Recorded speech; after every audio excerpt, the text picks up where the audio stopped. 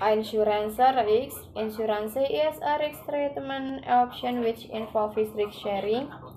It can be considered as a form of contingent capital and is asking to purchasing an option in which the buyer pays a small premium to be protected from a potential risk loss.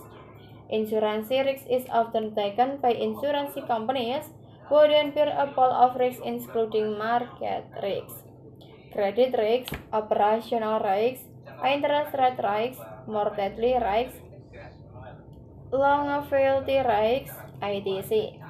The term risk has a long history in insurance and has acquired several specialist definitions, including the subject matter and uninsurance contracts and assured peril, as well as the more common possibility of an event occurring which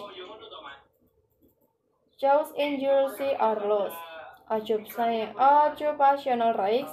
Occupational health and safety is concerned with occupational hazard experienced in the workplace. The Occupational Health and Safety Assessment Series, or OHCIS, standard OHSIS, define as the combination of the likelihood and consequence of the Occupational Health and Safety Assessment Series, or OHSI standard. Project risk. A project is an individual or collaborative undertaking planned to achieve a specific aim. Project risk is defined as an uncertain event or condition that, if it occurs, had a positive or negative effects on a project's objectives. Project risk management aims to increase the likelihood and impacts of positive events and decrease the likelihood and impacts of negative events in the project. Safety risk. Safety is concerned with a variety of hazards that may result in accidents causing harm to people, property, and the environment. In the safety field, risk is typically defined as the likelihood and severity of hazardous events. Safety risks are controlled using techniques of risk management.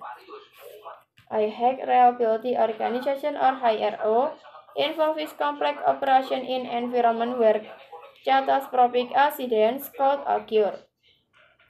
Examples include aircraft carriers, air traffic control, aerospace, and nuclear power stations.